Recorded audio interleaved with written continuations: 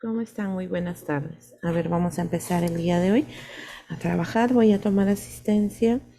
Alvarado Carlos, Presente, Miss, buenas tardes. ¿cómo estás? Cabrera Simbala, Buenas tardes, profesora presente. buenas tardes. Candro Flores,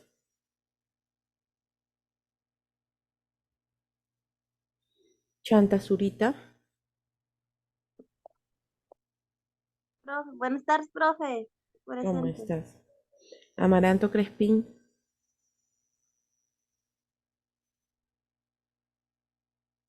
Amaranto Crespín, Mendoza Quispe, Presente, Miss Mendoza. Buenas noches, Miss. ¿cómo estás? Hernández Díaz, Hernández Díaz, Bustos Arce, Miss, buenas tardes, presente. ¿cómo estás? Vilca Chauca,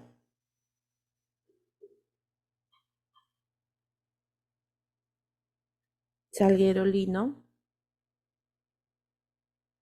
Presente, mi buenas tardes.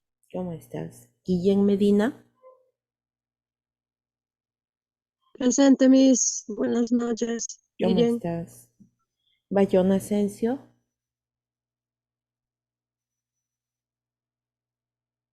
Bayona Asensio, Herrera Varela,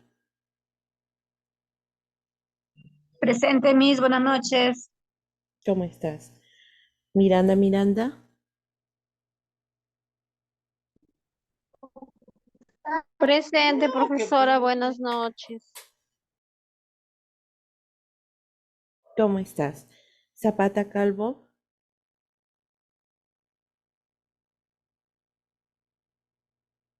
Cruz Facundo, Presente, profesora, buenas tardes. ¿cómo estás? Cabrera Barbosa, Presente, profesora. Buenas tardes. ¿cómo estás? Soto Rivera, Presente, profesora. Buenas tardes. ¿cómo estás? Gamarra Díaz,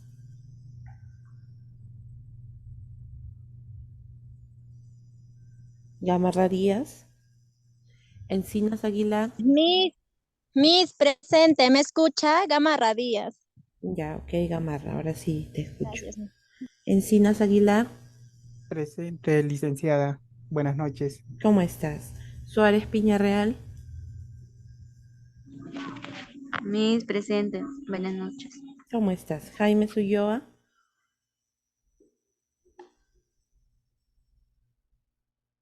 Jaime Ulloa, Arteaga Torres,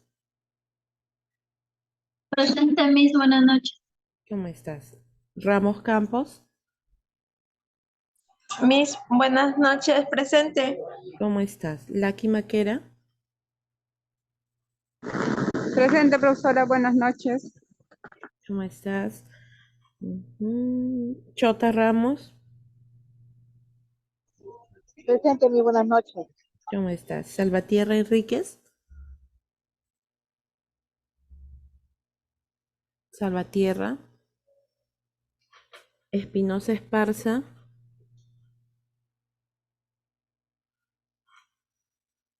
Espinosa Esparza,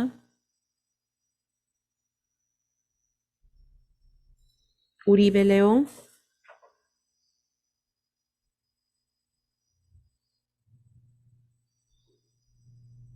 Mesa Mujica, Presente, profesora, buenas noches. ¿cómo estás? Quintanilla Cince, Presente, mis buenas tardes. ¿cómo estás? Farfán Zimbala, Presente, mi buenas noches. ¿cómo estás? Candia Cruz,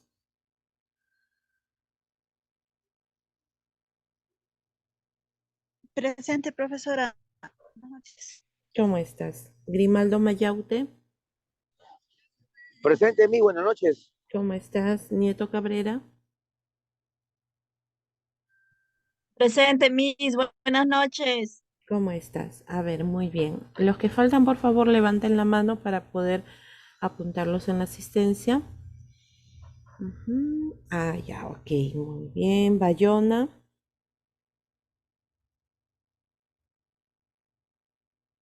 Bayona Asensio, Candro Flores, ujú, Santillán,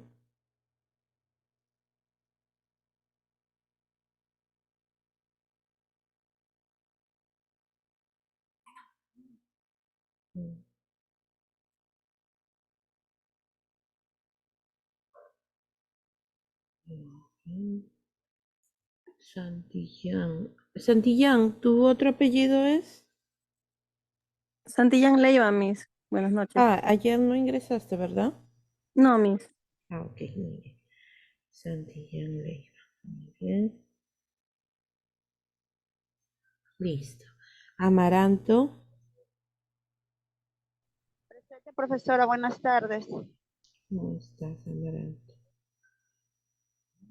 Ujú. Amaranto Crespín, muy bien. Paredes. ¿Tu otro apellido, Paredes?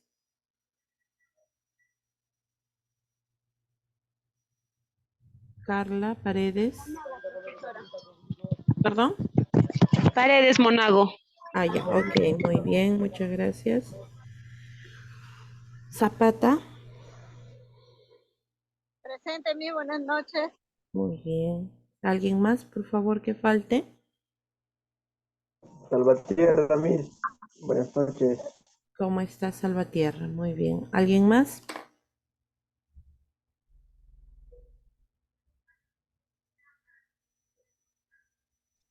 Profesora, buenas noches. Sí, dime, Candia. Ah, acabo Profesora, ¿me de leer escucha? tu mensaje, hija. Profesora, un favor. Ya, no hay problema, Candia. Ya. Sí, por favor, profesora. Ya, muy bien. Gracias. Muy bien. A ver, entonces vamos a empezar el día de hoy con el trabajo en sí de lo que se refiere a muestras biológicas, ¿no? Ayer hemos dado unas pautas de cómo va a ser el trabajo, cómo se va a ir evaluando, que todo va a ser pues em, evidenciado en el Classroom, las actividades, los exámenes, para que ustedes puedan tener una idea y un seguimiento de cómo van avanzando en el curso, ¿no? Aparte de ello, recuerden que siempre se toma en cuenta la participación de los alumnos para que para evidenciar más que todo de que están presentes, de que están atentos a la sesión de clase, ¿ya? Muy bien, entonces vamos a iniciar con lo que nos compete al contenido de esta primera sesión, de esta primera clase, que viene a ser generalidades a la microbiología y a la parasitología, ¿no? A ver si nos alcanza el tiempo para poder finalizar el día de hoy y si no, la próxima semana lo terminamos, ¿no? Muy bien, vamos a ver un poco acerca... Ah, perdón, con ustedes no me toca ese curso, ¿no? Lo siento, estoy confundida. Sí, Miss, era justo lo que le iba a decir. Sí, sí, sí, Está sí, emocionada, sí, Miss. sí, se me ha cruzado todo. Es que ahora después de ustedes me toca muestras biológicas, sí. Tienen razón, disculpen.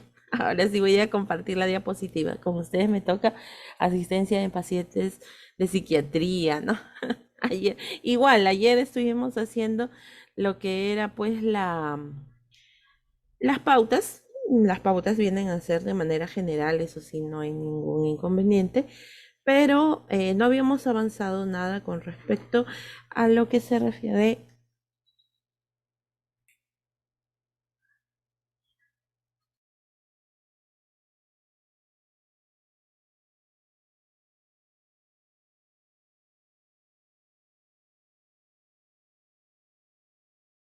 Ahora sí, es cierto. Por favor, me avisan cuando ya se pueda visualizar en grande la diapositiva para poder iniciar, ¿no?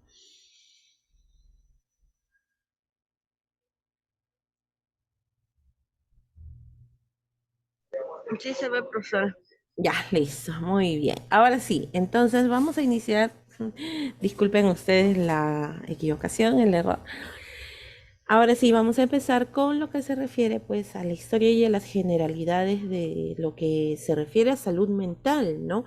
Primero nosotros tenemos que tocar este tema para poder saber cómo es el desarrollo o cómo se está dando a nivel nacional todo lo que se refiere a la salud mental, especialmente después de la pandemia, ¿no? Porque durante esos años de pandemia que hemos vivido de pandemia, ha habido un antes y un después, porque ha existido un cambio tan radical, tan brusco, ¿no? En cuanto a lo que es la salud mental. Ya, bueno, vamos a ver entonces cómo ha sido la evolución histórica de la salud mental. Al principio se consideraba que la persona o los sufrimientos que podía tener el ser humano que estaban fuera de lo físico eran atribuidos a fuerzas externas de origen sobrenatural. Inclusive, hasta en la actualidad se considera algunos problemas, ¿no? Que son atribuidos en algunos lugares bastante alejados, bastante alejados. Se considera que de repente las personas han sido poseídas. Hay un, hay un quiebre o hay un dilema en cuanto a atribuirlo a la parte científica o atribuirlo pues a algo de repente sobrenatural, ¿no? A algún elemento o de origen mágico. Entonces, desde tiempos inmemoriales también se ha atribuido los sufrimientos de la persona a problemas sobrenaturales, ¿no? La comprensión del mundo se insertan aspectos mágicos y la enfermedad se debe a fuerzas sobrenaturales, como por ejemplo demonios, posesión o robo del alma, ¿no? A ver, y aquí dice trepanación. A ver, miren, por ejemplo, ¿qué es lo que, inclusive aquí en las culturas pre-incas, qué es lo que hacían? Las culturas pre-incas, para poder evitar los problemas de salud o para evitar que sus muertos, sus familiares o de repente las personas que ellos momificaban estuvieran disconformes, porque ellos creían muchísimo, ¿no? En lo que era el cuidado de sus muertos para evitar que vengan pues desastres, ¿no? Entonces, ¿qué es lo que pasaba? Ellos momificaban de tal manera a sus muertos para poder conservarlos, porque se dice, ellos aseguraban de que el alma podía sobrevivir hasta un año dentro del cuerpo. Y si ese cuerpo se deterioraba, se corrompía, ¿no? Producto de la putrefacción, de la descomposición, entonces el alma se perdía. ¿Ya? Entonces miren cómo ellos trataban de dar una explicación, ¿no? Inclusive en los problemas de repente de ira descontrolada, ellos aseguraban que la persona estaba posesa, ¿no? Que de repente era como un castigo que los dioses mandaban sobre esa persona por haberse portado mal, ¿no? Y entonces así, eso es lo que se creía antiguamente, ¿no?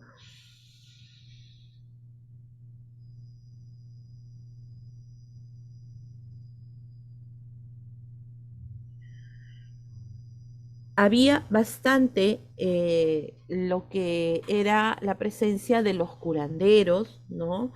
Como, como en el caso de aquí del Perú, que en la época incaica, que teníamos a los Hampi Camayoc, ¿no? En los cuales se encargaban de la salud tanto física, más que todo física, de las personas, del pueblo, ¿no? En donde se utilizaban muchísimos procedimientos naturales, ¿no?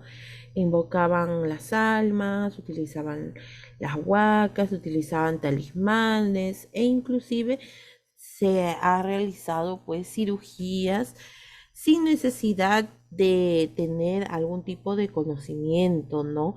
Científico, porque antiguamente no existían universidades o instituciones que guiaban a las personas para poder realizar este tipo de procedimientos, sino que se realizaban gracias a los procedimientos empíricos, o sea, a la experiencia. Todo se pasaba de generación en generación, ¿no? Por ejemplo, acá una de las culturas que revolucionó bastante en cuanto a lo que era este tipo de procedimientos, ¿cuál fue? ¿Qué cultura preincaica? ¿La cultura Paracas? La cultura Paracas, ¿no? La cultura Paracas hacían las famosas trepanaciones craneanas, ¿no? Y en ese caso, pues, hacían esas cirugías muy exitosas, ¿no? Y en base a esas cirugías, ¿qué es lo que hacían? Cortaban parte del cráneo y les colocaban unas placas de metal, ¿no? Y ahí cuando la persona salía del trance, de lo que era la anestesia en ese tiempo, la persona podía sobrevivir hasta 5 o 10 años, ¿no? Miren, y sin tener ningún tipo de conocimiento. Pero también estas trepanaciones se utilizaron para poder retirar partes del cerebro, porque era uno de los procedimientos predilectos para poder, entre comillas, curar a las personas que tenían problemas de salud, ¿no?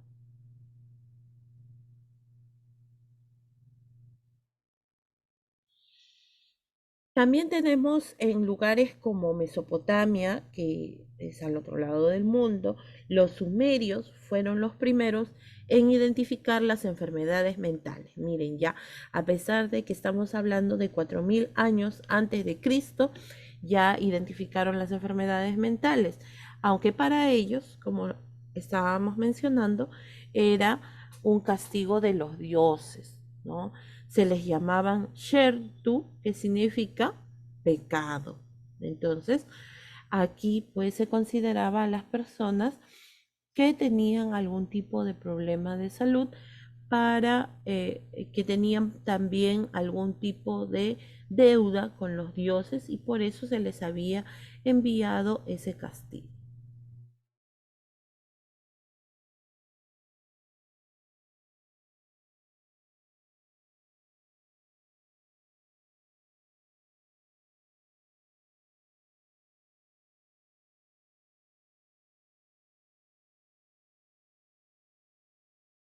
Ya adelantándonos un poco más al tiempo, en el antiguo Egipto, que duró dentro de la línea del tiempo entre el año 2686 antes de Cristo al 640 después de Cristo, dado los avances en la medicina, reconocían tratamientos para las enfermedades mentales, como la pintura o el baile, ¿no? O sea que en la cultura egipcia fueron un poco ya más allá de lo que era el castigo de los dioses, ¿no?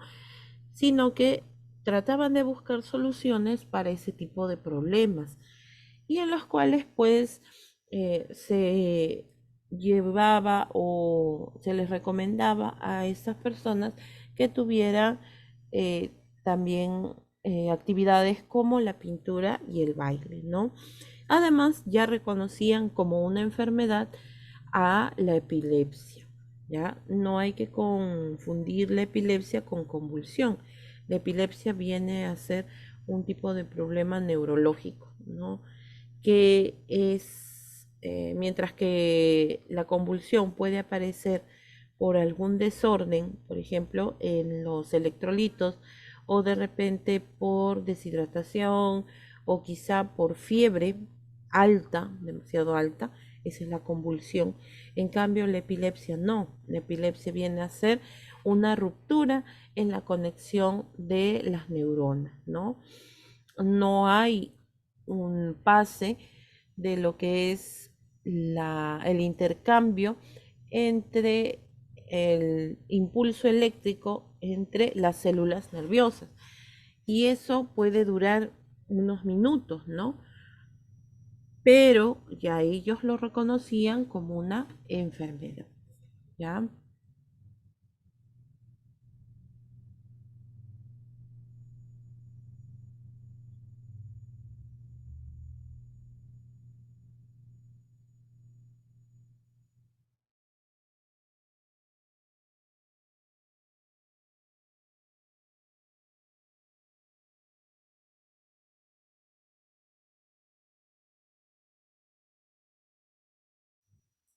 Listo. Ahora tenemos algo que de repente muchos de ustedes lo deben haber escuchado, ¿no? Que viene a ser, pues, con respecto a Hipócrates, ¿no? Sabemos que Hipócrates viene a ser uno de los personajes más importantes dentro de la historia de la medicina porque se le considera el padre de la medicina, debido a que hizo o revolucionó en cuanto a las investigaciones, a los estudios que tenían referencia a la salud, ¿no?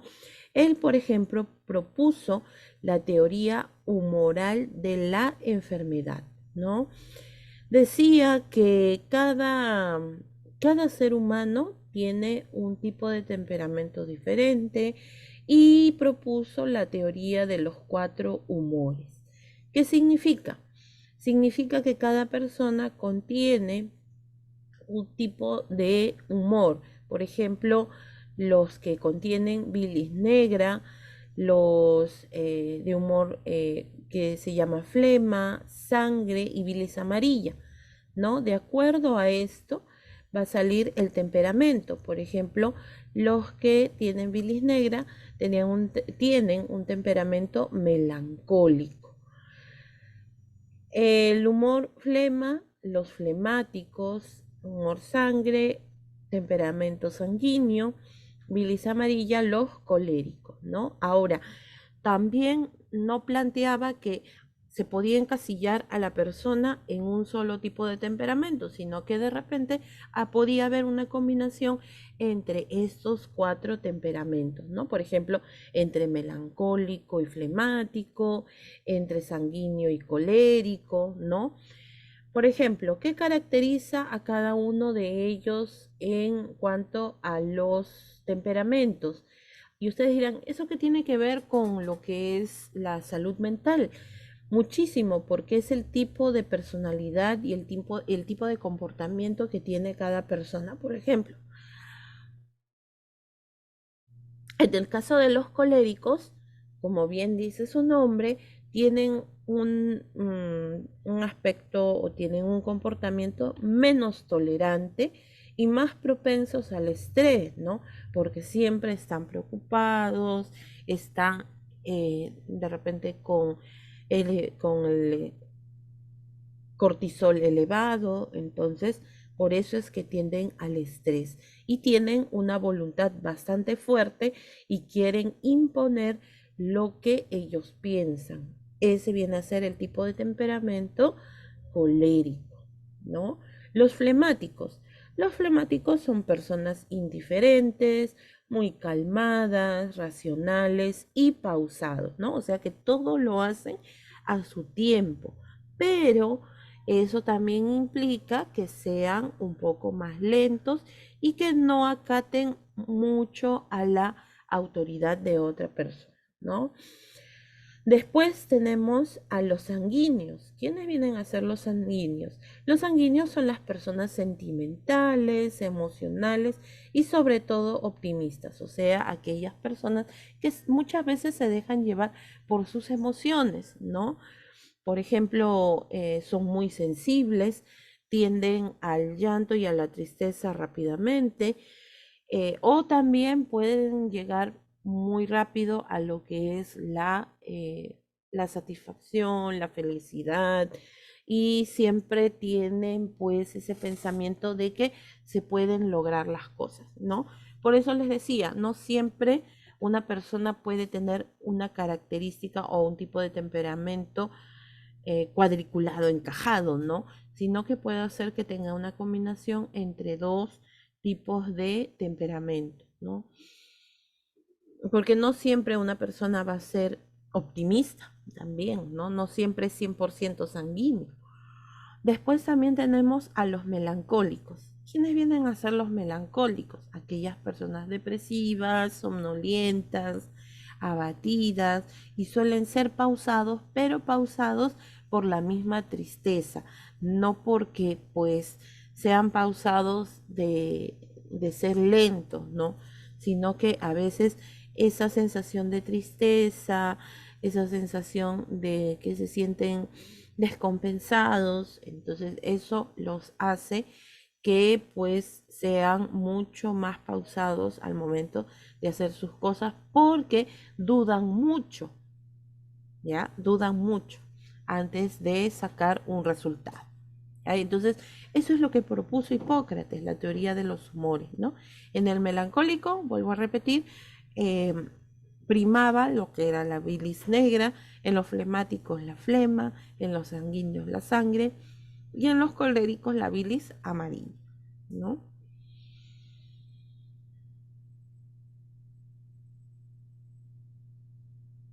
Después también tenemos a otro personaje que viene a ser Platón, pero Platón propuso o dijo acerca de que la vida viene a ser un equilibrio dinámico mantenido por el alma. Él decía que había una dualidad en el ser humano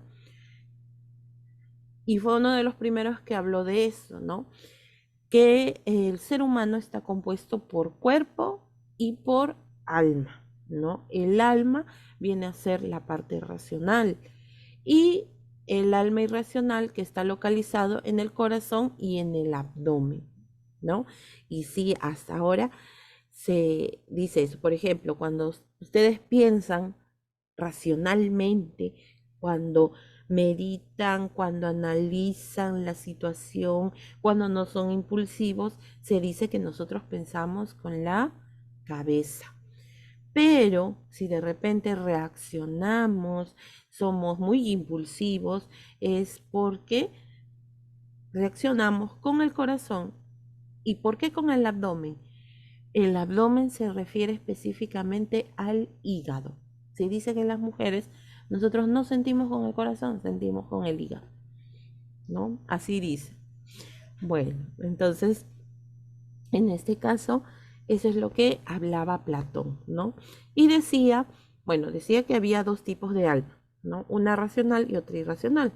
Y también hablaba de que el ser humano estaba compuesto por alma que era inmortal y que era inteligible, o sea, que era incorruptible, ¿no?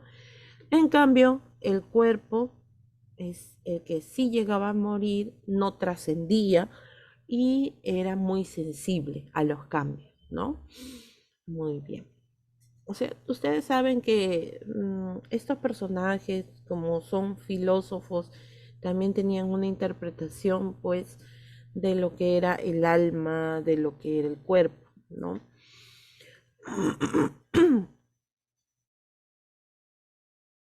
Después también teníamos a los romanos, que tenían la costumbre de ahuyentar a los malos espíritus mediante los baños termales, los masajes y la música. Y miren, son procedimientos que hasta el día de hoy se utilizan también. Por ejemplo, existen tratamientos como lo que es la hidroterapia mediante los baños, ¿no? Para poder mejorar la salud y mantener un equilibrio. Los masajes, que viene a ser la masoterapia en la actualidad, y también ayuda a descender los niveles de cortisol para poder descender también los niveles de estrés. Y la música, que también se le conoce como musicoterapia, que ayuda al momento de escuchar, también mantiene el equilibrio, ¿no? De la persona. Y ustedes dirán, ¿cómo? Porque la música también ayuda, ¿no? A equilibrar la producción de ciertas sustancias en nuestro cuerpo. Ayuda a conciliar el sueño, por lo tanto, ayuda a producir melatonina, ayuda a lo que viene a ser también disminuir el cortisol por el estrés. Entonces, eso va a mejorar la salud, no solamente física de la persona, sino también la salud mental, ¿no? O sea, ellos tenían un cierto tipo de conocimiento, pero no tenían la base científica como la tenemos en estos días, ¿no? Después tenemos la influencia india. En el caso de la influencia india, ¿a qué se refiere? La influencia india sobre la psiquiatría reside en el budismo. ¿Qué cosa viene a ser el budismo? O quién sabe cuáles eran el- quién fue el pionero en este tipo de pensamiento.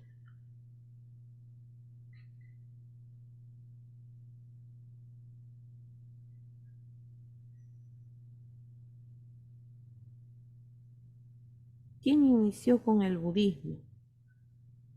¿Y cuál es su precepto principal?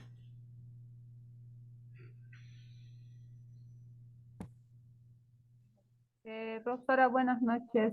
Bueno, a lo que yo sé y he entendido algo que es como una filosofía y religión que tuvieron en las enseñanzas del Buda. Muy bien, claro, ya, claro. Entonces, la persona que propuso viene a ser Buda, ¿no? ¿Y cuál viene a ser el tipo de preceptos que ellos proponen, ¿no? Ellos, más que todo en el budismo, lo que hacen es incentivar bastante lo que es la meditación para poder alcanzar un nivel más avanzado en lo que es la espiritualidad, ¿ya?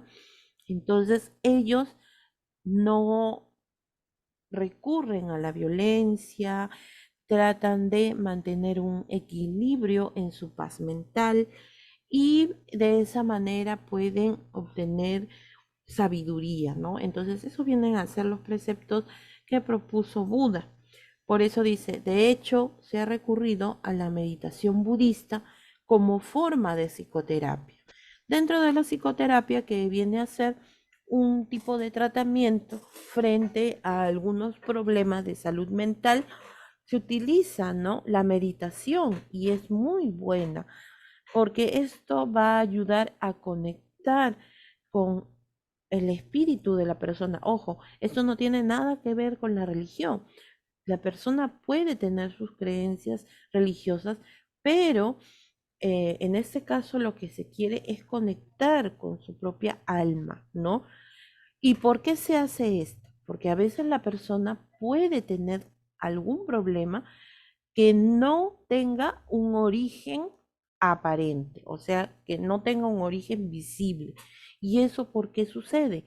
Porque la persona tiene algún tipo de sentimiento o algún tipo de problema guardado que esa persona lo ha bloqueado para evitar hacerse daño.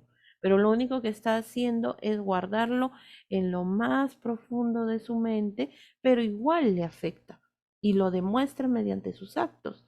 Entonces, para poder reconocer, saber el origen de ese problema, por ejemplo, de la ansiedad o saber el problema, ¿no? De algún tipo supongamos, lo que es el pánico y la persona no sabe por qué, pero ¿por qué yo me pongo ansioso? No sé, ¿no?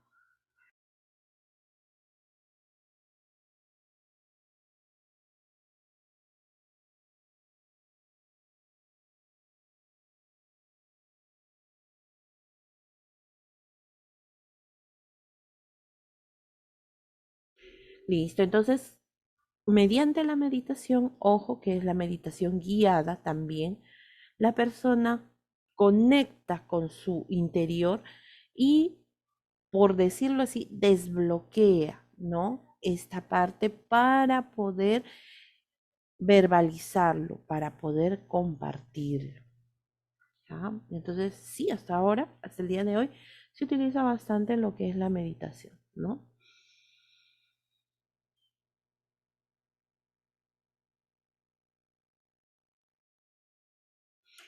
Ya más avanzado en el tiempo, en la Edad Media, entre el año 476 a 1453 después de Cristo, durante este tiempo fue una época, aunque ustedes no lo crean, fue una época bastante oscura, ¿no?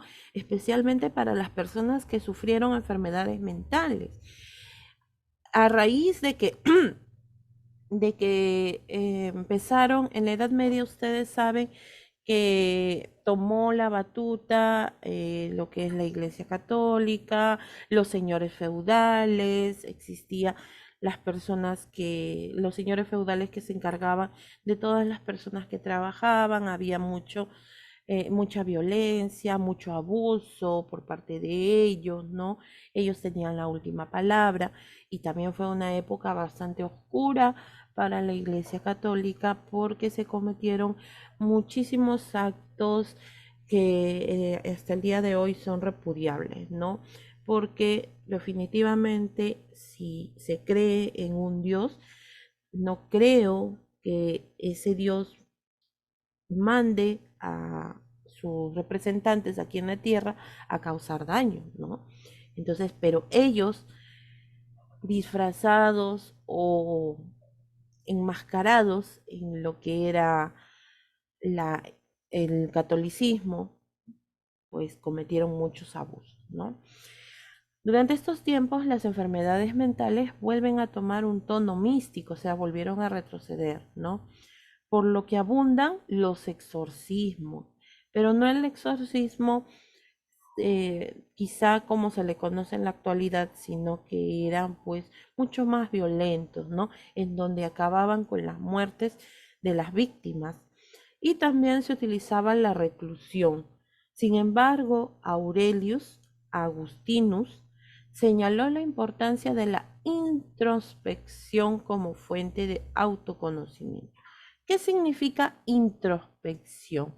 Hacer un análisis hacia atrás. ¿Eso qué quiere decir? O sea, si la persona tenía algún problema, nosotros teníamos que investigar hacia los años anteriores, guiar nuestra investigación hacia los años previos que había vivido esa persona para poder conocer la causa inicial, ¿no? A eso se refiere con la introspección, ¿no? Además, en el año 792 en Bagdad se funda el Deir Hiskil, que es la casa, miren cómo se le llamaba, pero ahora no se le denomina así a los pacientes, ¿no? La casa para locos, ¿sí? Por ejemplo, ¿qué es lo que hacían? Estas son pinturas que representan a esa época. Personas que supuestamente tenían algún tipo de problema mental, pero se les consideraba como personas que practicaban brujería y la excusa perfecta era quemarlos en la hoguera, ¿no? Para poder purificar su alma. Si ya su cuerpo ya estaba corrupto, entonces por lo menos que el alma pues llegue a Dios de manera incólume, o sea, que llegue puro, ¿no? Y de esa forma pues utilizaban lo que era para poder castigarlos, era quemándolos en la hoguera. Vivos, o sea, ni siquiera los mataban, no, vivos, quemados vivos, ¿no? También se consideraba que las personas eran poseídas por demonios, ¿no?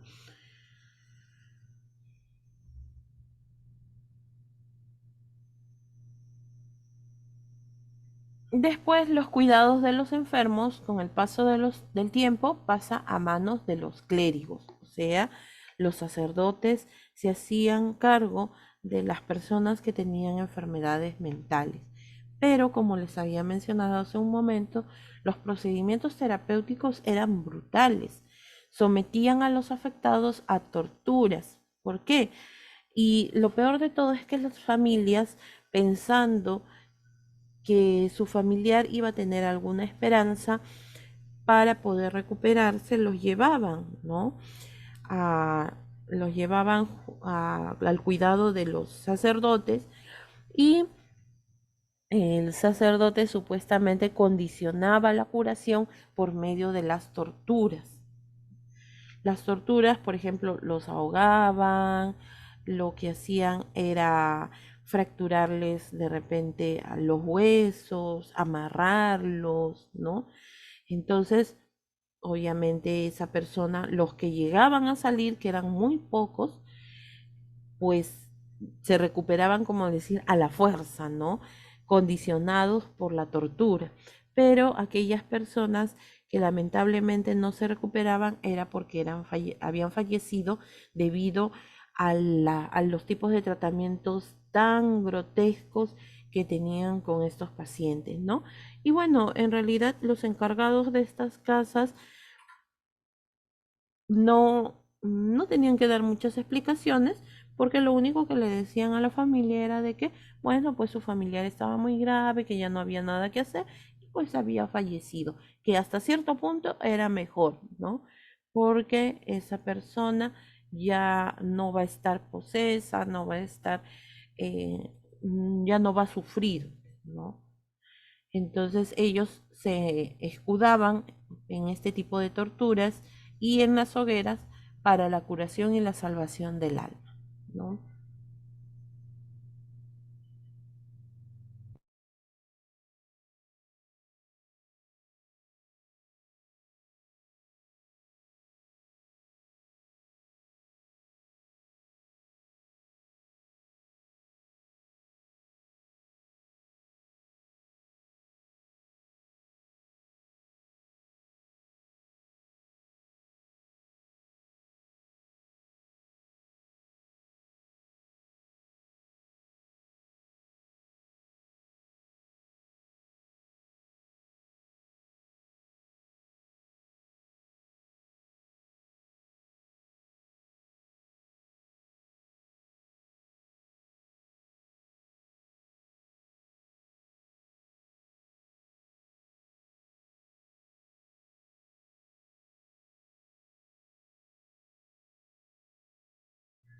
Listo. Disculpen, estaba con el audio apagado, ¿no? También en la Edad Media se impuso el celibato, ¿ya? Y miren, algo es un dato histórico bastante curioso. ¿Por qué lo digo curioso? Porque hasta el día de hoy se considera que la mujer viene a ser la responsable de la lujuria de los hombres, ¿no? Cada vez que existe, por ejemplo, un acto de violencia, una violación, ¿a quién se le echa la culpa o la responsabilidad? Recae sobre la mujer, que de repente porque estuvo muy tarde, sola, que de repente estuvo con alguna vestimenta inadecuada, que de repente empezó a hablar, a coquetear con un hombre, ¿no? Y ya se le considera que pues ella es la que provoca, ¿no? Desde tiempos de la Edad Media se impuso el celibato porque se consideraba que la mujer, como les decía, era el demonio y es la responsable de la lujuria de los hombres. Pobrecitos los hombres que eran atacados por las mujeres demoníacas de ese tiempo, ¿no? Y por eso es que se impuso el celibato. Pero no es así, pues, ¿no? Entonces, desde esos tiempos ya se viene con ese pensamiento, ¿ya? Después, a los pacientes violentos los tenían encadenados, inmovilizados completamente para poder evitar que tuvieran algún episodio de violencia, para evitar que se autolesionaran o evitar que pues lesionaran a otra persona. Y a las personas menos agresivas llevaban brazaletes de metal para evitar también que tengan de repente en algún momento, alguna idea de autolesionarse. ¿Por qué? Porque el metal pesa, ¿no? Y no les permite movilizar las manos adecuadamente. Entonces, ese tipo de situaciones o este tipo de actos son los que se llevaban en esa época.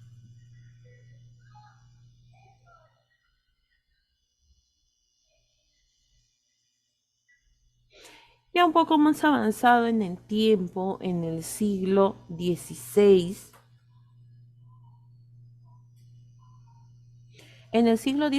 ya por fin la enfermedad mental fue reconocida, ¿no? O sea, para el año 1700 por lo menos. Los comportamientos se reconocen de manera correcta, ¿no? La melancolía, ya se empezaron a clasificar las enfermedades, pero lo malo aquí es que todavía seguía el trato inhumano. Miren este tipo de procedimientos que se llevaban a cabo en ese tiempo, ¿no? Por ejemplo, tenemos aquí en esta primera figura en donde se le tiene amarrada, atada a la persona en su cama, ¿no? Tanto se le inmovilizaba lo que vienen a ser los hombros, las muñecas y los tobillos. También se les ponía las famosas camisas de fuerza, ¿no? Pero no se les amarraba hacia la parte posterior, sino en la parte de adelante, ¿no? Se les inmovilizaba ambas manos y también se les colocaba algún tipo de peso en la espalda para evitar que tuvieran alguna reacción, ¿no? Aparte de ello, pues otro tipo de procedimientos es el baño con agua helada, ¿no? Los sumergían de cabeza también, o sea, como tipo ahogamiento para poder tratarlos, ¿no? Si bien es cierto, ya se empezó a reconocer las enfermedades mentales, pero el trato no había cambiado mucho que digamos, ¿no? O sea, imagínense el sufrimiento de esa persona. Cuando ya empieza a decaer la Iglesia Católica, ya los clérigos no estaban prácticamente al mando de inclusive de los hospitales, porque al principio sí se empezó con las monjas y con los sacerdotes, ¿no? Al cuidado de las personas enfermas, de los pobres, no, ya después cuando empezó ya un poco a perder ese poder, ya las personas pobres, enfermos y las personas con problemas mentales también quedaron desprotegidos, ¿no? Porque no había quien los cuide, no había lugares específicos donde tenerlos.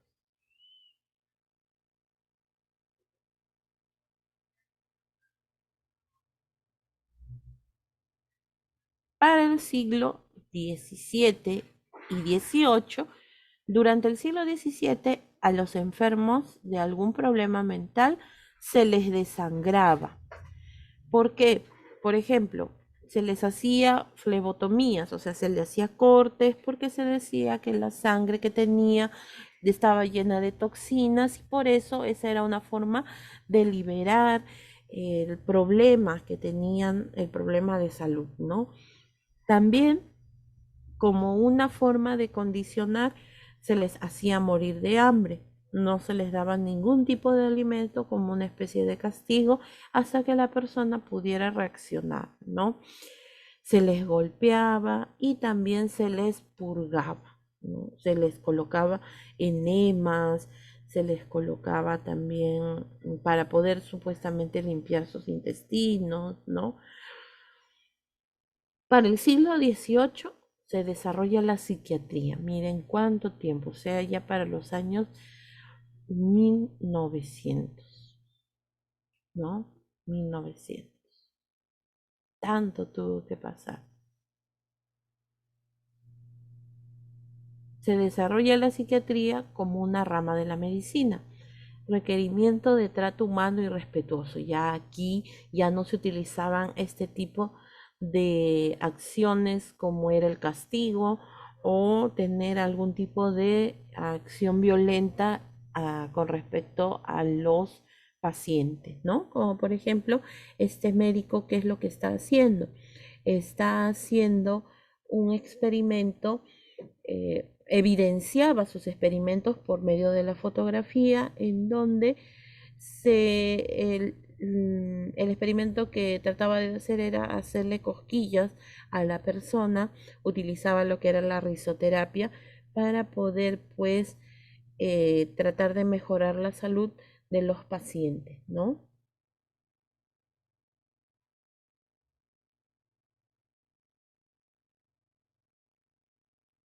Ya para el siglo XX se utilizaron este tipo de terapias, algunas de ellas que aún algunas son bastante conocidas e inclusive, bueno, algunas ya no, ya están caducadas, ya no se utilizan y que eran pues todavía, de todas maneras, eran un poco violentas, ¿no?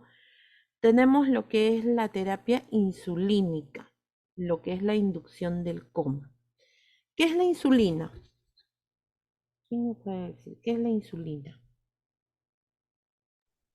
Profesora, lo que tengo entendido que la insulina es un medicamento que se administra a los diabéticos Ya para así ay, para así que eh, a ver, ¿cuál es la palabra? Reducir el azúcar, Para Ajá, bajar el muy azúcar, bien. para bajar el azúcar. Exacto, para Así, entonces, disminuir el azúcar, claro, la glucosa, ¿no?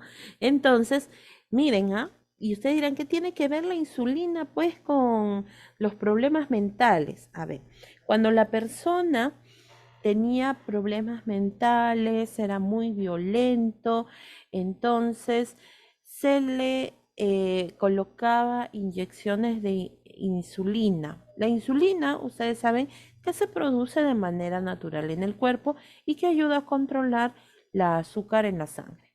Ya, eso lo sabemos, estamos de acuerdo en eso.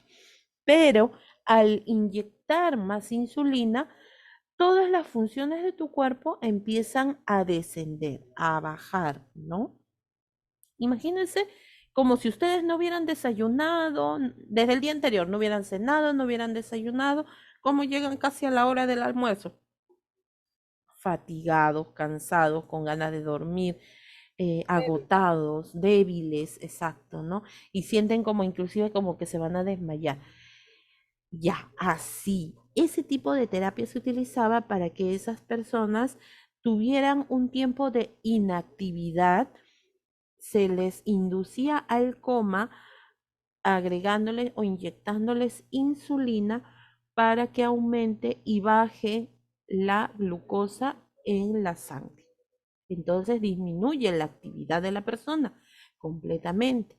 Y eso va a ayudar, o sea, lo que ellos pensaban es que el sistema nervioso o las células nerviosas se iban a recuperar o a regenerar durante ese tiempo de coma.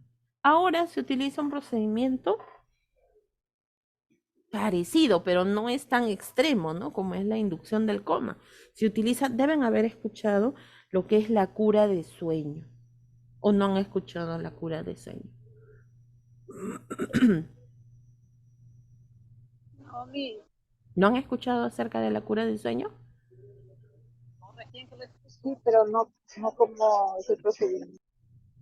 Ya, la cura de sueño es que dice que la persona va a, por ejemplo, está en un tipo de situación estresante y tiene ya muchas alteraciones, entonces se le induce al sueño a una persona por muchas horas, o sea, no lo normal, no 8 horas, sino más. Entonces, claro, teniendo cuidados, ¿no? Con respecto a sus signos vitales y todo eso, para que no se deshidraten y se le induce al sueño, ¿no? Esa es la cura del sueño. Y dicen las personas que han tenido este tipo de tratamiento, ojo, tiene que ser algo extremo, pues también, ¿no? Han recuperado un poco la profesora, energía, ¿sí? también tiene eso, la cura del sueño tiene esto, eh, algo que ver con la esquizofrenia, ¿verdad? Sí. Eh, bueno, administrado con sustancias, pues no, o sea, Ujú. pastillas, fármacos para que el paciente tenga el cura del sueño, pues, ¿no? Ajá, para que no entre en su etapa violenta, ¿no? Sí. Ujú. Exactamente. Entonces, este caso se utilizaba, o este tipo de terapias se utilizaban a inicios del siglo XX, ¿no? Era muy efectiva, pero lo que ocasionaban era problemas o desórdenes hormonales también. Entonces, por eso ya no se utilizaba ese tipo de tratamientos a través de la insulina. Se induce al coma, pero por otros medios, de otra forma, ¿no? Para que el sistema nervioso descanse, le dé tiempo para regenerarse, ¿no? Después, después tenemos lo que es la terapia electroconvulsiva, lo que nosotros conocemos también como shock eléctrico. ¿En qué consistía este tratamiento? Este tratamiento consistía en colocarle unos electrodos en la zona temporal de la cabeza, aquí al paciente, ¿no? Un electrodo izquierdo y otro derecho, y se le daba o se le colocaba algo en la boca para evitar que se mordiera la lengua.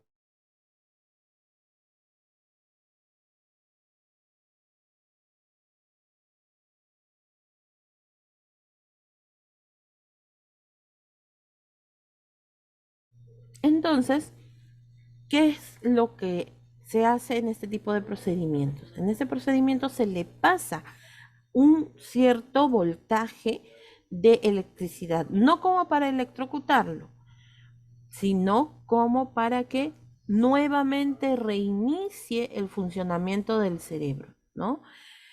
Eh, es como que cuando tú ves que tu computadora no funciona, o tu celular no funciona, entonces, ¿qué función le haces? Le pones resetear o lo apagas así esté conectado, e igual el celular lo apagas a la fuerza para volver a prenderlo y esa computadora empiece a funcionar nuevamente, ¿no? Algo así. Entonces se le pasaba una cantidad de voltaje y la persona pues obviamente no tenía que haber comido ni bebido, no debe tener ninguna prótesis, nada metálico, y se le pasaba electricidad y la persona pues empezaba a salivar, empezaba a botar espuma, ¿no?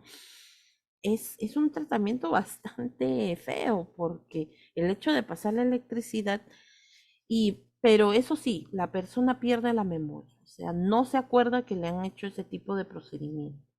Una vez que pasa ya esa situación, entonces ya la persona es como que nuevamente hubiera reiniciado, ¿no? No se acuerda, no se acuerda. Pero el inconveniente de la terapia electroconvulsiva o el shock eléctrico en los choques eléctricos es de que la persona podía tener problemas cardíacos, ya podía resultar con problemas cardíacos, inclusive fracturas de mandíbula, fracturas de algunos huesos por los mismos golpes, ¿no? Que produce la electricidad, hace que el cuerpo rebote, ¿no? En la camilla. Se podían fracturar la clavícula o inclusive podían tener un paro cardiorrespiratorio, ¿no? Entonces, era un tratamiento también bastante, ¿cómo se podría decir? Salvaje, ¿no? Después, el terapia de agua y también de hielo. O sea, a los pacientes cuando tenían sus crisis, se les echaba agua, se les bañaba en agua helada o también se les sumergía en hielo. Pero lo malo es que este tipo de tratamientos o terapias los podía conducir también a la hipotermia, ¿no? Se utilizaban las camisas de fuerza, se hacía la lobotomía como se ve aquí, como en el dibujo, es que se está borrando, ¿no? Parte del cerebro, de los lóbulos. Y la lobotomía en realidad viene a ser un corte que se hace para poder extirpar supuestamente la parte del cerebro afectado, ¿no? Pero lo malo es que ustedes saben que cada lóbulo de nuestro cerebro está encargado de una función. Puede ser, por ejemplo, en la parte occipital está encargado de lo que es la visión, la parte frontal, que era normalmente la más afectada, era el de la memoria, el del habla, del lenguaje, de la concentración, ¿no? Entonces, si se extirpaba una parte del cerebro, entonces esa persona perdía esa función, ya no podía comunicarse adecuadamente, perdía la memoria, ¿no? Cambiaba radicalmente su comportamiento. Entonces esa es la lobotomía. Y también se empezaron a utilizar los medicamentos, como por ejemplo las anfetaminas. ¿Alguien me puede decir qué cosa vienen a ser las anfetaminas?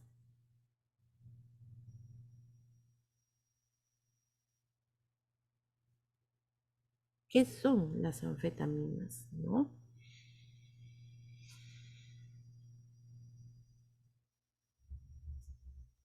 ¿Son drogas estimulantes, profesora? Ujú, muy bien, claro.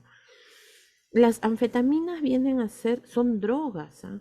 Son medicamentos bastante fuertes, ¿no? Que tienen una concentración bastante alta y estas anfetaminas, por ejemplo, em, son recomendados para, por ejemplo, para poder controlar ciertas situaciones en la actualidad. Son medicamentos muy controlados y se utiliza en las personas que tienen trastornos de hiperactividad y déficit de atención, ¿no? Pero lo malo de las anfetaminas es que pueden ser adictivas, son muy adictivas. Entonces, no se recomienda ese uso, ¿no? Porque va a dopar a la persona, pero la persona va a necesitar cada vez más concentración y se vuelve adicta a las anfetaminas, ¿ya?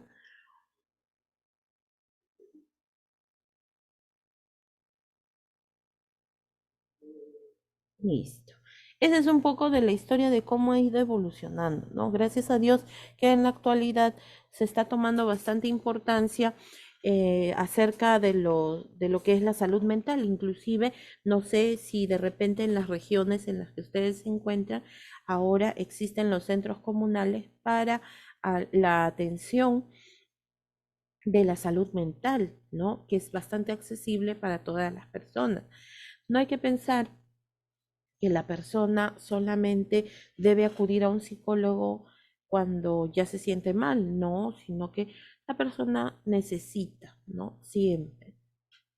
Y es importante de que nosotros nos mantengamos sanos mentalmente porque nuestra salud no solamente consta de la parte física, sino también consta de la parte mental, ¿ya? Acuérdense que son tres niveles: salud física, salud psicológica o mental y la salud social. Mientras nosotros estemos equilibrados en esos tres niveles, podemos decir que estamos sanos, ¿no? Por eso no esperemos a que eso sea acumulativo. Podemos acudir de manera libre, ¿no? Por propia decisión. Muy bien. No hay que dejarnos llevar tampoco por aquellas personas que dicen, ay, eso son tonterías, ¿para qué vas a ir al psicólogo si tú no estás loco? Siempre asociamos al psicólogo o al psiquiatra con personas trastornadas, que ya son agresivas, que tienen alguna alteración mayor, ¿no? No, no siempre es así, ¿no? A veces nosotros necesitamos una ayuda. Muy bien. El perfil ocupacional del técnico de enfermería en salud mental. ¿Qué características debe tener el profesional, ¿no? De enfermería? ¿Qué funciones va a cumplir?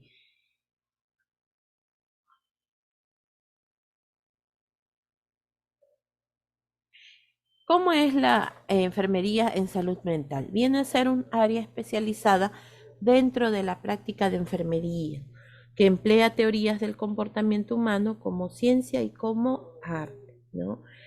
Nosotros tenemos siempre temor de tratar a personas con algún tipo de problema de salud mental, ¿no?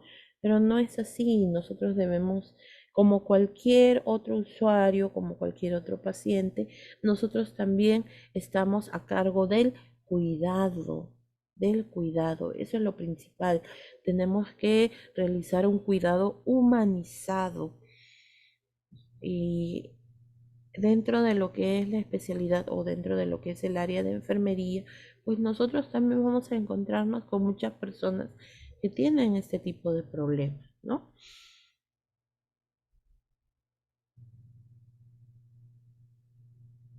Aspectos del perfil del técnico en enfermería. Primero, tiene que estar graduado en un instituto superior, haber estudiado 3 años. ¿Por qué se hace la acotación? Porque hay otros profesionales que son auxiliares de enfermería. Ojo, ustedes no son auxiliares en enfermería. El auxiliar en enfermería estudia 1 año o 2 años. No, ustedes son técnicos profesionales de enfermería, ¿ya? Ustedes son la mano derecha de los enfermeros, ¿no? Ustedes están capacitados porque estudian 3 años, ¿no?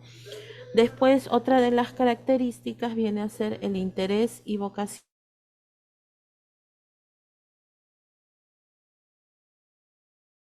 El interés y vocación en el área de la salud mental. Eso sí, si ustedes quieren especializarse o si ustedes quieren trabajar en esta área, que es muy interesante, pero también les tiene que gustar, ¿no? No cualquiera, pues, o sea, no por cumplir se va a trabajar en el área de salud mental. Cada región tiene un hospital especializado, tiene su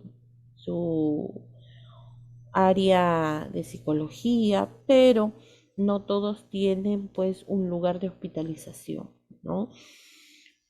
El lugar donde acuden las personas con problemas mentales que requieren una hospitalización a largo plazo, mayormente se encuentra en Lima. ¿Cuáles son los hospitales? A ver, deben conocer algunos hospitales de salud mental que se encuentren en Lima. El Arco Herrera. El Arco Herrera, claro, es el más común, ¿no? Pero al Arco Herrera van mayormente las personas que están un poquito más graves, que tienen un poco más acentuados estos problemas de salud mental, ¿no? Disculpen. El Arco Herrera, ¿no? Pero hay otro que también se le conoce o se llama el Hermilio Valdizán. El Hermilio Valdizán viene a ser un hospital también grande que recibe a las personas y los divide por sectores o por pabellones, ¿no? Dependiendo también del género, mujer, hombre, porque ahí podemos encontrar diferentes tipos de problemas. Por ejemplo, personas con trastornos de ansiedad, psicopáticos, por ejemplo, los narcisistas, los problemas con trastornos sexuales, ¿no? Entonces se puede encontrar una gran diversidad. También del Herminio Valdizán se deriva, hay uno en Chosica, en Ñaña, ¿no? Hay un hospital o hay un centro que es también, que pertenece, ¿no?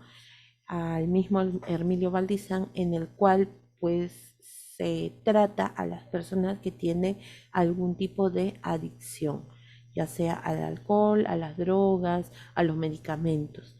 También quedan hospitalizados. O cuando digo hospitalizados, no es que están en cama, sino que van a quedar un tiempo y hay ciertas normas y reglas con respecto a las visitas de los familiares, ¿no? O sea, hay ciertos procedimientos que se tienen que llevar.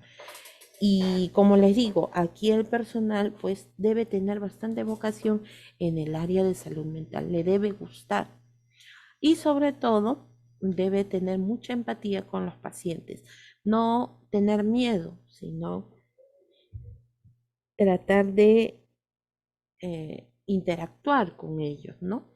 porque no es que te van a atacar tampoco.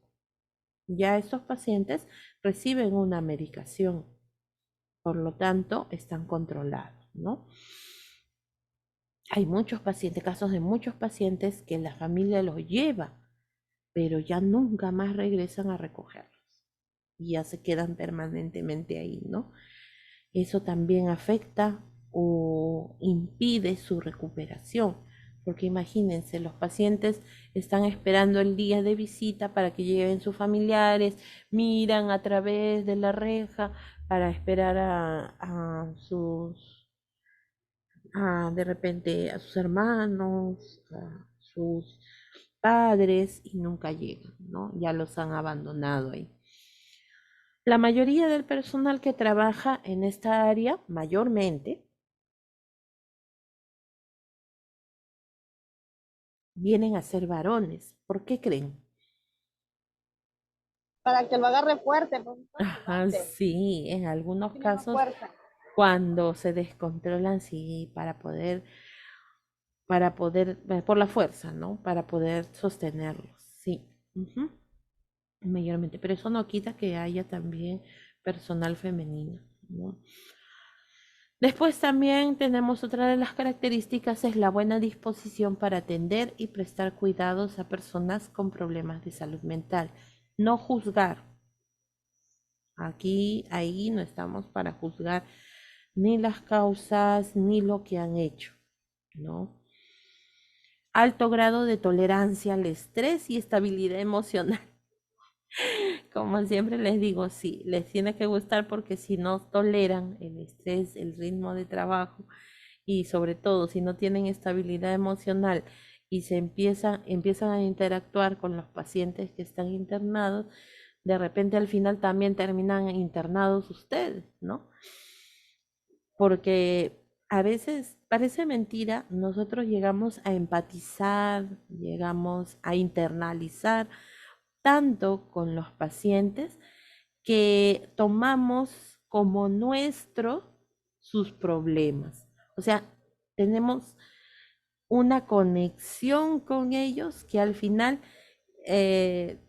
también nos sentimos mal por lo que está pasando. Bueno, eso es lógico, no todo ser humano va a sentir, va a tener sentimientos, emociones, pero a lo que me refiero es de que crean una conexión en donde pensamos que ese tipo de situaciones nos está pasando a nosotros, ¿no?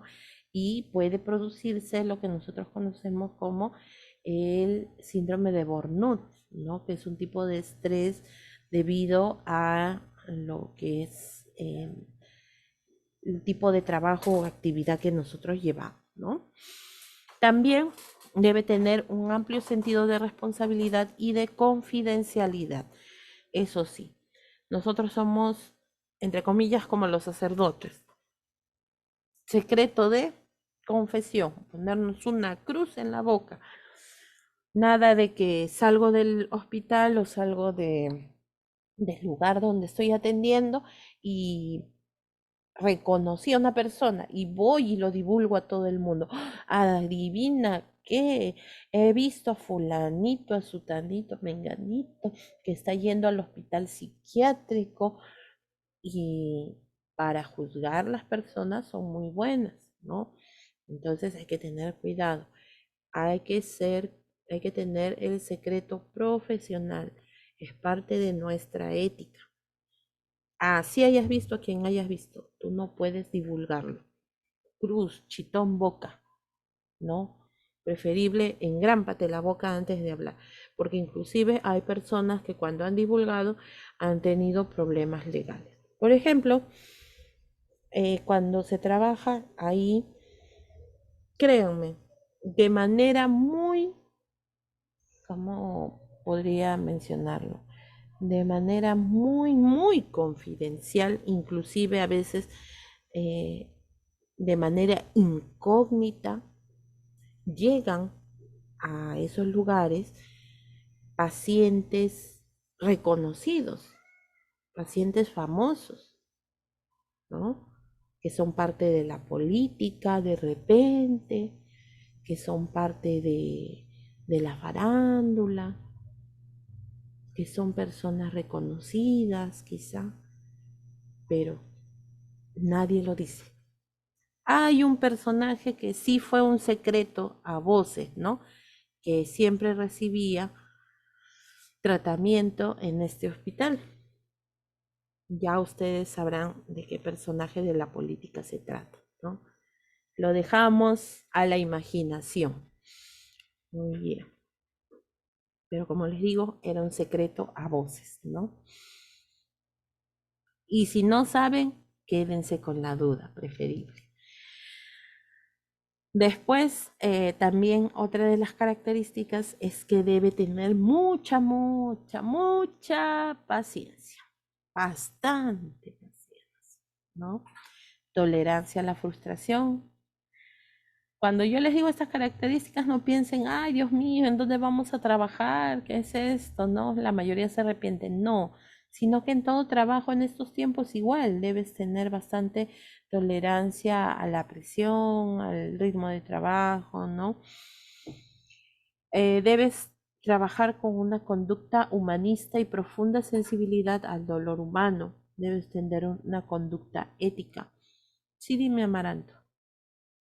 Profesora, o sea, para trabajar, para poder trabajar nosotros no tenemos que ser sentimentales, porque si no, con la persona sale llorando y todo, sale Sí, corriendo. sí, Tiene que ser fuerte. fuerte, exactamente, ¿no? Imagínense, por ejemplo, los profesionales de esta área, como son los psicólogos, supongamos, ¿no?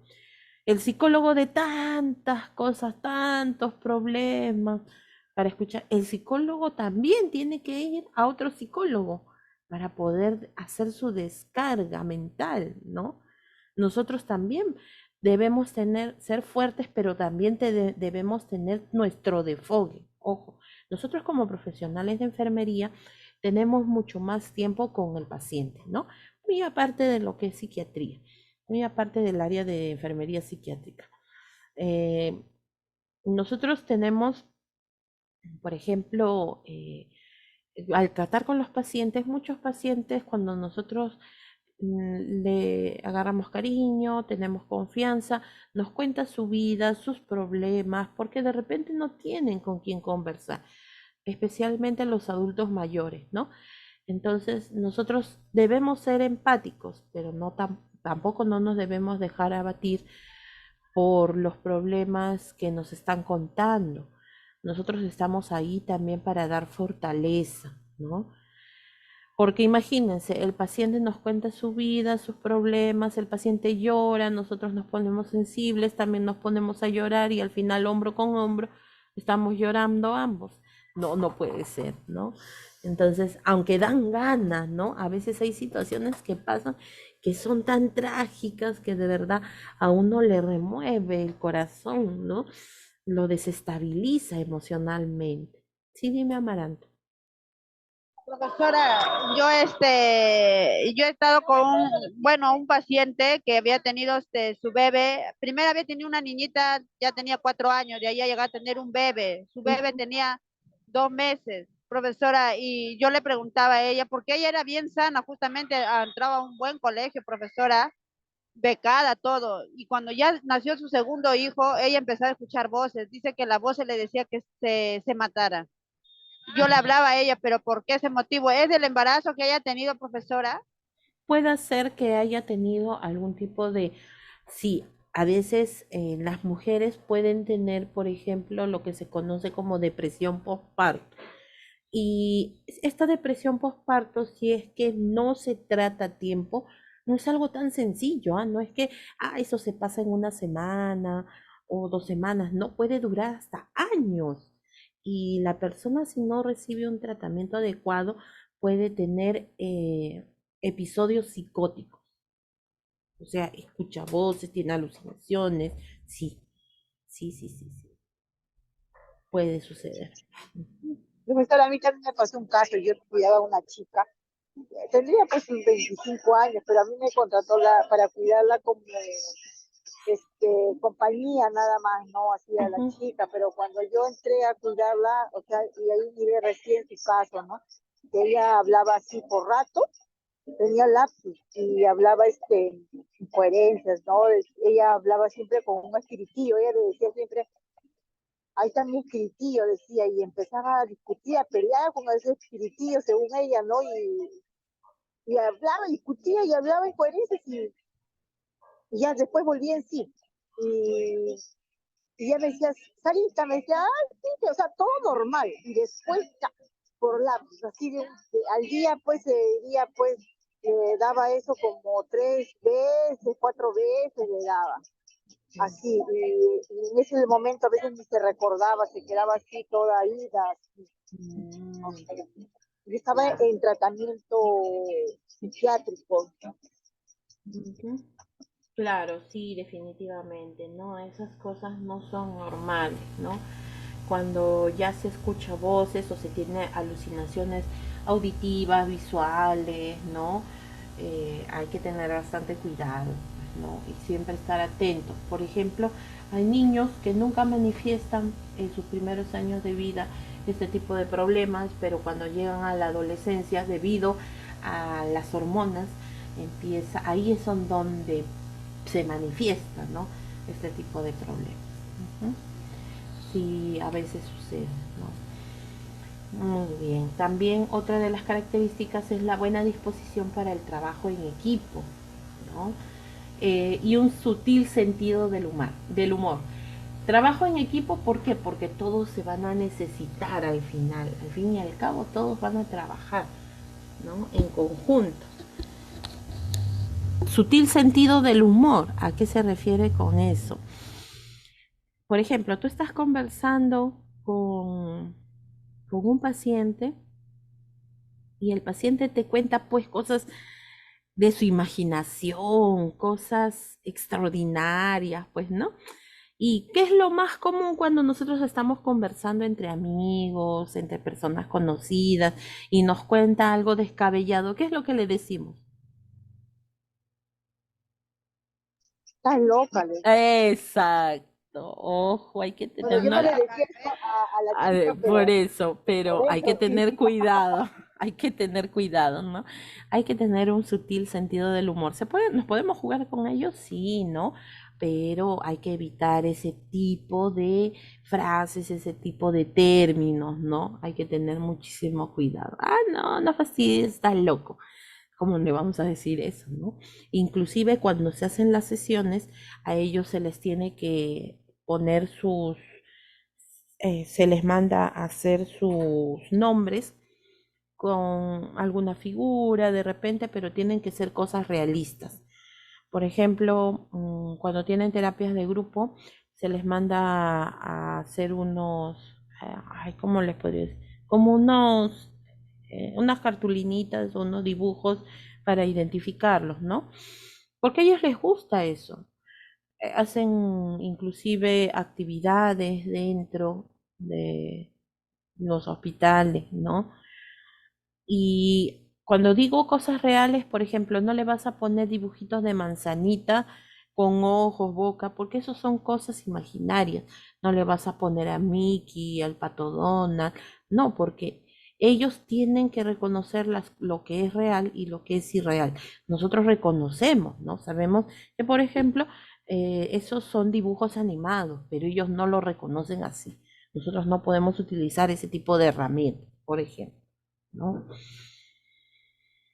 Profesora, Ujú. profesora, pero mire, por mi casa, por ejemplo, hay una amiga, pero o sea, no le puedo decir, habla todo el día solita, ella sola pasa, se ríe, habla, se ríe, y la mayoría de mis vecinos le he escuchado que ella es loca, le dicen, pues así Ujú. como loca, le dicen, pero yo cuando le hablo, le digo, hola Charo, le digo, hola Doris, me dice, y se ríe, profesora, pero así pasa, ella todo el día para risa y risa y risa. ¿Con quién conversará? Pues con su cabeza, profesora, porque para Sí, conversando. Pero es muy buena persona, profesora. claro, pero así pues lamentablemente ese tipo de situaciones son las que eh, suceden y muchas personas no conocen, pues, no saben cómo tratarlo. Y o los insultan o los apartan y ahí es donde también estas personas se agrava en sus síntomas, ¿no? Ujú, muy bien, listo. Entonces, hasta ahí nomás nos quedamos y el próximo miércoles ya trabajamos lo que es salud mental. A ver, les voy a dejar unas preguntitas en cuanto a lo que es salud mental. Ya, a ver, apunten por favor, les voy a preguntar el próximo miércoles.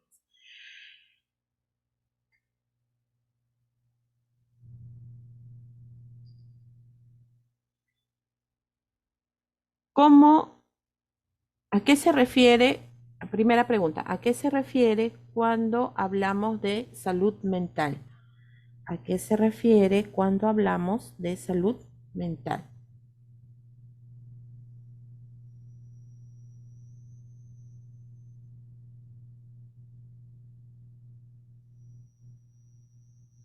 Segunda pregunta, ¿cómo,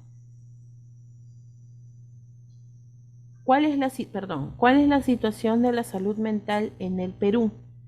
¿Cuál es la situación de la salud mental en el Perú?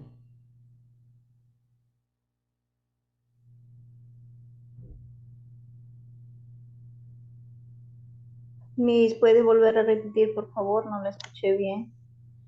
Ya, ¿la primera pregunta o la segunda? La segunda, Miss. Ah, ya. La primera, por favor. ¿Qué es la primera? ¿Qué es la salud mental? ¿Ya?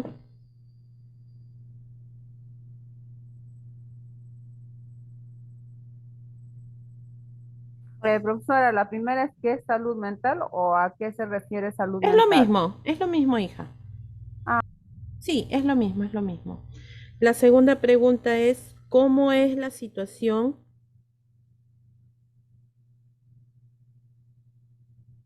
de la salud mental en el Perú?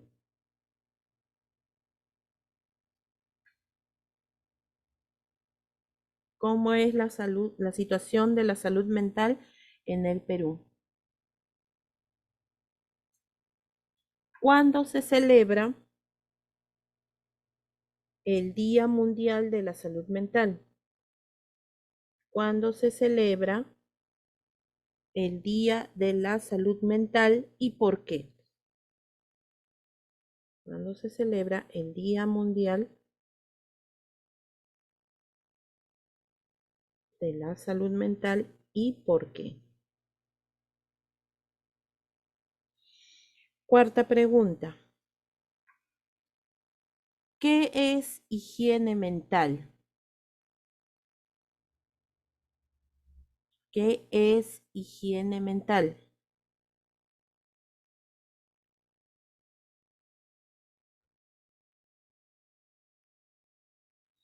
Y quinta pregunta, ¿cuáles son los Miss, hábitos? Sí, dime. Un ratito, Miss, ¿puede ahorita repetir la pregunta? voy a volver a repetir, ya, pero termino con las preguntas. ¿Cuáles son los hábitos? La última pregunta, ¿cuáles son los hábitos saludables que ayudan a la salud mental?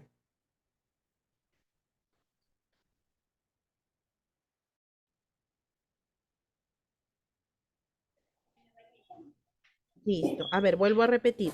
Primera pregunta, ¿qué es la salud mental o a qué se refiere la salud mental?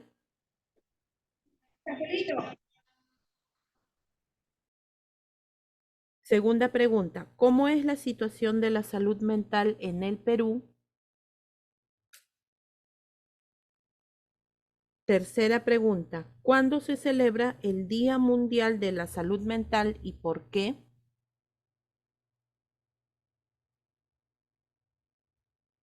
Cuarto, ¿qué es higiene mental? ¿Qué es higiene mental? Y la quinta pregunta, ¿cuáles son los hábitos saludables que ayudan a la salud mental? ¿Cuáles son los hábitos saludables que ayudan a la salud mental? Listo, muy bien. Ahora sí. Entonces, ese es para el próximo miércoles. Voy a preguntar al azar, ¿ya? A ver, para corroborar a los que de repente faltan en la asistencia. Hernández Díaz.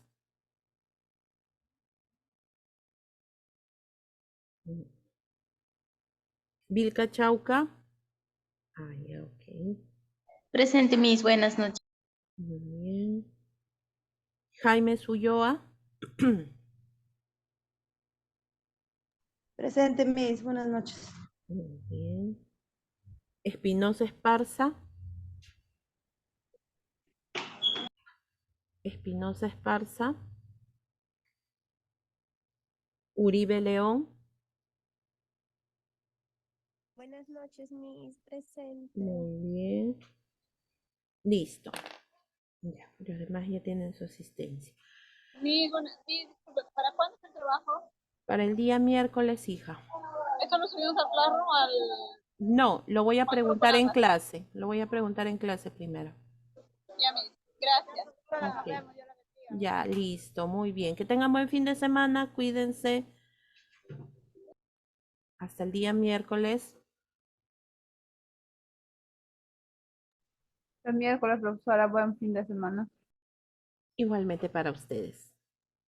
Hasta el miércoles, profesora. Hasta el miércoles.